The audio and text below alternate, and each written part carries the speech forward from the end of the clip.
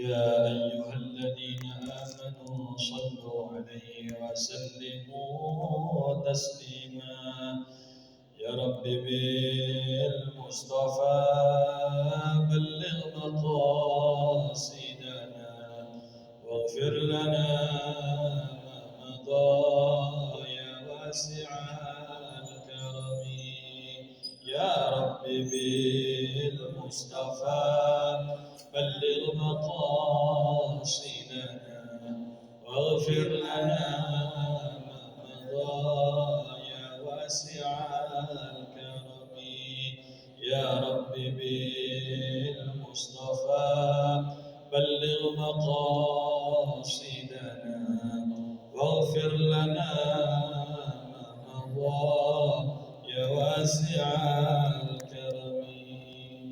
السلام عليكم ورحمة الله وبركاته. الحمد لله. اللهم صل وسلم على سيدنا محمد الفاتح لما أغلق والخاتم لما سبق ناصر الحق بالحق والحادي على صراطك المستقيم صلى الله عليه وعلى آله وأصحابه حق قدره ومقداره العظيم. نوينا التعلم والتعليم والتذكر والتذكير والنفع والانتفاع والإفادة والاستفادة والحث على تمسك بكتاب الله وسنة رسول الله والدعاء إلى الهدى والدلالة على الخير ابتغاء وجه الله ومرضاته وقربه وثوابه سبحانه وتعالى. Hadratul Mukarram wal Muhtaram yang kami hormati dan kami muliakan, Ketua dan segenap para pengurus Masjid Al-Ikhlas yang kami hormati, para orang-orang tua kami sekalian, ayahanda dan ibunda, serta segenap para jamaah salat subuh yang mudah-mudahan kita semua berharap kepada Allah Subhanahu wa taala setiap kebaikan demi kebaikan yang kita lakukan mudah-mudahan dapat diterima dan dilipat gandakan oleh Allah Subhanahu wa taala. Dan juga Bapak Ibu, kita bermohon kepada Allah mudah-mudahan setiap keburukan, kesalahan, kekhilafan yang kita lakukan baik sengaja ataukah tidak, mudah-mudahan semuanya dapat diampuni oleh Allah Subhanahu wa taala. Amin ya rabbal alamin. Alhamdulillah, thumma alhamdulillah. Bersyukur kita galo-galo kepada Allah Subhanahu wa taala. Dan katik kalimat yang lebih utama dan haruslah untuk kita utamakan, melainkan yakni rasa syukur kita kepada Allah Subhanahu wa taala.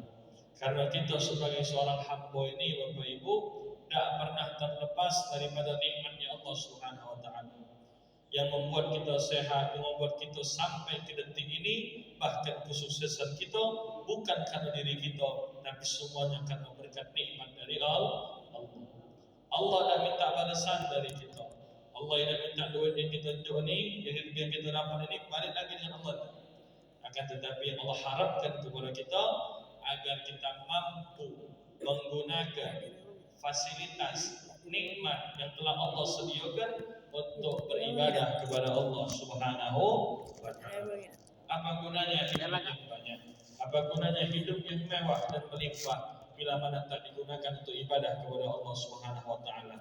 Lebih baik kita hidup dalam keadaan berkecukupan, akan tetapi kita istiqamah di dalam beribadah kepada Allah Subhanahu wa taala. Jadi nikmat yang banyak itu bukan karena harta yang banyak, bukan karena pangkat yang hebat, bukan. Bahwasanya nikmat yang melimpah yang Allah berikan kepada kita adalah nikmat di mana kita ini tadi dienjok kemudahan oleh Allah untuk baca mengingat Allah Subhanahu wa taala. Di antara nikmat yang besar Allah karuniakan kepada kita, Allah jadikan kita semua umat Nabi besar Muhammad sallallahu alaihi wasallam. Mudah-mudahan dengan setiap salawat dan salawat yang kita baca menjadikan penyebab kita semua mendapatkan syafaat beliau nanti di hari kiamat.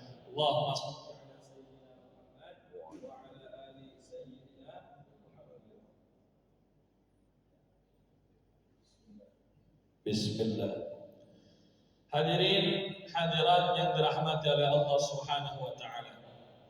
Kemarin kita telah berjumpa di bulan yang lalu dan kita membahas mengenai ibadah-ibadah kurban. Mudah-mudahan yang telah berkurban, yang telah ikut berpartisipasi di dalam ibadah kurban, mudah-mudahan kurban-kurban kita diterima oleh Allah Subhanahu wa taala. Hadirin yang dirahmati oleh Allah Subhanahu wa taala, di perjumpaan kita pada kali ini kami akan membawakan sebuah kitab. Kitab ini disebut dengan kitab Wasiyatul Mustafa lil Imam Ali karamallahu wajhah. Ini wasiat-wasiat Rasulullah kepada Imam Ali. Ada juga yang mengatakan kitab ini adalah kumpulan-kumpulan hadis. Kitab kumpulan-kumpulan hadis yang mana hadis-hadis tersebut dikumpulkan oleh seorang ulama besar yang bernama Al-Imam Abdul Wahhab Asy-Sya'rani. Al-Imam Abdul Wahhab Asy-Sya'rani. Beliau Bapak Ibu di dalam mengumpulkan hadis ini, beliau mendapatkan hadis yang pertama atau wasiat Nabi yang pertama dalam kitab ini. Beliau menerangkan masalah babul halal wal haram. Bab mengenai halal dan haram.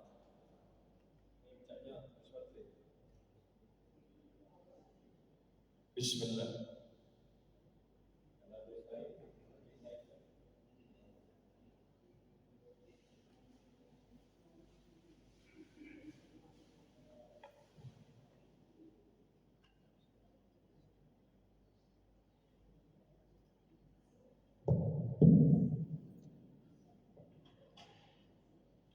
Bismillah, bismillah.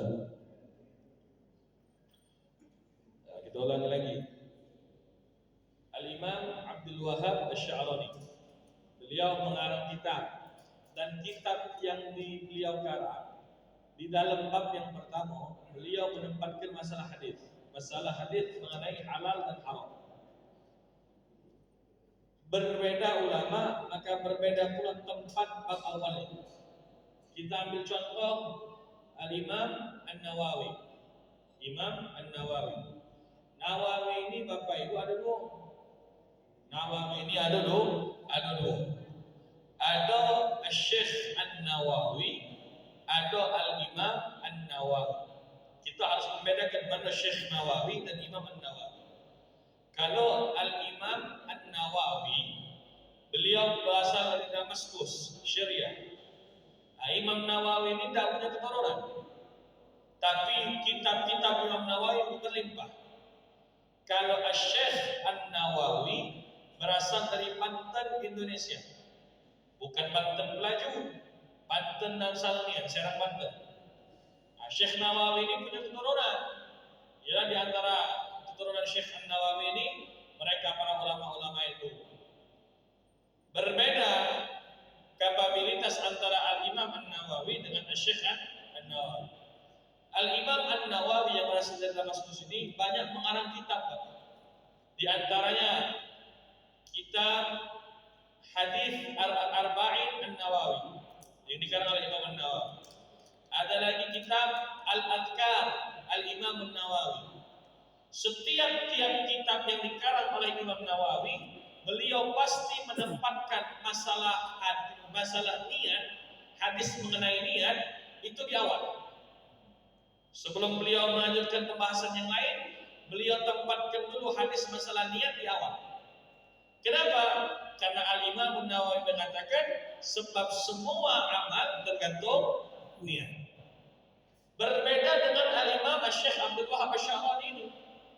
Beliau bukan menempatkan masalah niat di bab yang awal, yang di bab pertama, tapi beliau menempatkan masalah halal dan haramnya sesuatu di bab pertama di dalam kitab beliau. Apa alasan beliau? Kenapa tidak seperti Imam Nawawi yang menempatkan masalah niat dulu di bab pertama? Ngapa nak halal haram ini? Kata Al-Imam Syekh Abdul Wahhab Asy-Sya'rani, kalau niat dia sudah ada dorongan untuk ibadah. Kalau niat sudah ada dorongan untuk ibadah, lah ada dorongan niat, lah ada kemauan untuk ibadah. Tapi kalau misal orang yang dia temakan dari yang halal, jangan kena ngambil. niat dari negatif. Maka ini luar biasa. Beliau pilih bab yang pertama kali masalah halal dan haram. Kalau niat tadi kan ada kemauan. Tapi kalau misal ada orang yang dia termakan halal atau haram dalam tubuhnya, maka jangan kena ngawikan ibadah. Niat pun dia tidak ada. Lalu beliau menyebutkan kitab ini Wasiyatul Mustafa, wasiat-wasiatnya Nabi kepada Al-Imam Ali karamallahu wajhah. Berbeda Bapak Al-Imam Ali karamallahu wajhah ini dengan sahabat-sahabat yang lain. Kita kalau disebutkan Sayyidina Abu Bakar As-Siddiq jawabnya apa? Radhiyallahu anhu. Sayyidina Umar ibn Khattab radhiyallahu anhu. Sayyidina Uthman bin Affan radhiyallahu anhu. Tapi untuk Al-Imam Ali karamallahu wajhah ini Sayyidina Ali karamallahu wajhah. Berbeda dengan yang lain. Kalau yang lain kan radhiyallahu anhu, semoga Allah meridhai mereka. Tapi kenapa Imam Ali ini karamallahu wajhah? Tidak radhiyallahu anhu. Kalau ada yang menyebutkan Sayyidina Ali bin Abi Thalib radhiyallahu anhu benar. Tapi biasa disebutkan dalam kitab-kitab Sayyidina Ali karamallahu wajhah. Ngapa model itu? Sebab waktu Nabi nak hijrah dari Mekah ke Madinah, rumah Nabi ini dikepung oleh mereka orang-orang kafir Quraisy. Mereka orang kafir ini menjaga rumah Nabi. Mereka itu ngintip ke dalam rumah Nabi, kalau masih ada yang tidur di atas ranjang, berarti Nabi Muhammad belum keluar, masih ada. Nabi ini tidak baca keluar dari rumah. Kenapa? Kalau Nabi keluar, harus ada sosok yang menggantikan beliau di ranjang itu. Sahabat tidak ada yang mau kecuali Sayyidina Ali karamallahu wajhah. Maka Sayyidina Ali yang tidur di atas ranjangnya Rasulullah. Tiba-tiba syaitan ini datang ngomong dengan orang kafir ini, Muhammad telah pergi. Mereka katakan tidak, Muhammad belum pergi. Kenapa? Masih ada orang pucuk ranjang itu. Kalau mereka tidak percaya, kata iblis, lihatlah ranjang itu. Itu bukan Muhammad. Lalu mereka langsung mendobrak rumah Nabi, mereka masuk ke rumah Nabi Muhammad SAW. Ada satu orang mengatakan, tidak usah buka lagi selimut ini, langsung tebas rekannya. Langsung tebas. Memang ini Bapak resiko yang besar antara hidup dan mati, menggantikan tidaknya Nabi. Kata yang lain jangan. Kita buka dulu, kita pastikan ini Muhammad atau bukan. Waktu dibuka selimut tadi, ternyata benar bukan Nabi Muhammad, tapi Sayyidina Ali karamallahu wajhah. Wajahnya yang mulia. Kenapa? Karena menggantikan wajah Nabi Muhammad sallallahu alaihi wasallam. Jadi itu asal usul karamallahu wajhah. Qala al-mu'allif fi hadzal kitab wa nafa'ana bihi wa bi'ulumi fid darin amin thumma qala. Masalah bab yang pertama, pengaruh makanan yang halal. Man akal al-halal, kata Nabi, siapa orang yang dia makan dari barang yang halal, safadinuhu wa raqqa qalbuhu wa lam yakun li da'watihi hijabun, maka akan bersih agama, lunak hatinya dan doanya mustajab. Jadi Bapak, Nabi sebutkan siapa yang makan daripada hasil yang halal. Nah, kita nak ingatkan halal ni mana? Nak dikatakan sesuatu itu halal dengan sebab apa? Pertama, nak ingatkan sesuatu makanan itu disebut dengan halal dari zatnya. Zatnya ini kita tahu Bapak, kandungan dalam makanan itu. Contoh, kita tahu mana yang halal, mana yang haram dari zat ini dari apa? Babi, anjing. Babi dan anjing beserta anak keturunannya. Misal ada dikawinkan antara babi dengan sapi, misal babi dengan sapi dikawinkan, sapi kan halal, babi haram, anaknya mana ni? Tetap haram, meloi babi tadi. Atau mengawinkan kambing dengan anjing, kambing kan halal,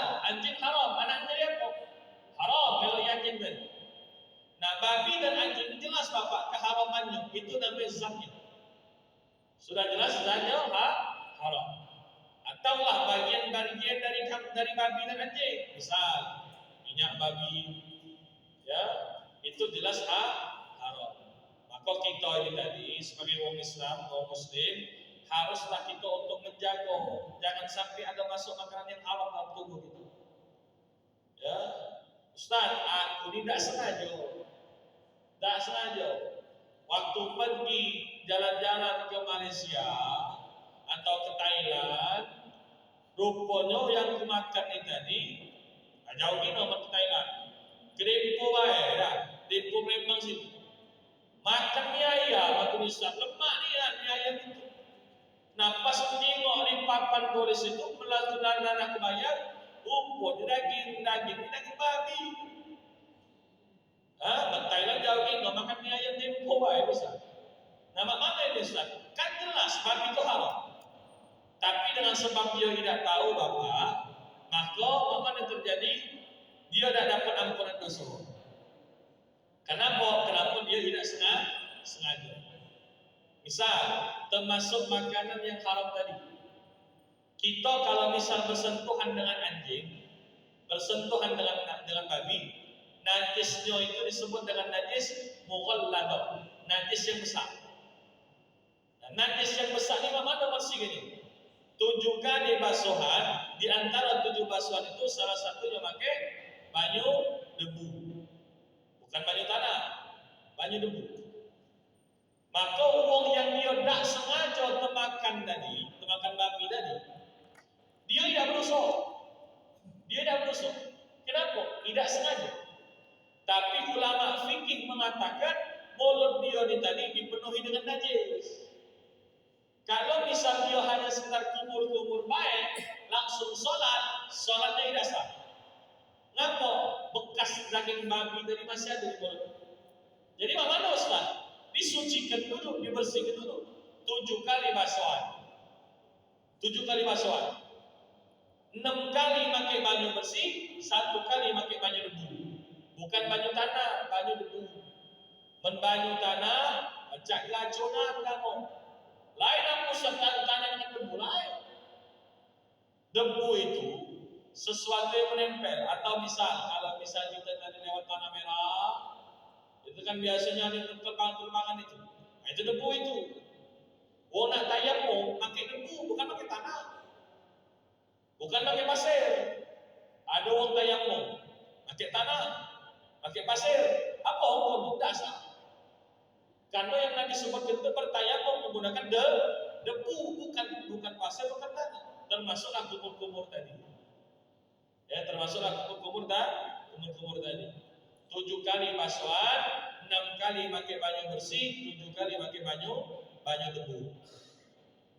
Berdosa tak dia makan yang babi tadi? Tidak. Kenapa? Karena dia tidak sengaja. Tapi kalau ada memang dia mengatakan sengaja dia makan daging babi, maka itu disebut dengan haram. Jadi nak ingatkan halal haram itu pertama lihat zatnya dulu, kandungan dari dulu. Seperti babi, jelas kandungannya, jelas zatnya haram. Yang halal yang mana? Ayam, sapi, apalagi habis kurban ini dah bumbu daging, dah ajak nonton lagi kulkas lampu penuh daging kan Ustaz. Masjid sini dapat daging, masjid sana dapat daging, langgar sana dapat daging, singgahnya Ustaz di kulkasku ini daging kalau lanak 2 minggu lebaran ini tadi makan daging sepanjangan. Hati-hati. Lagi rumah sakit bunda, iya lah ni orang naik darah tinggi kolesterol kalau. Nah Ustaz, misal masalah daging kurban ini, kami kan kata makan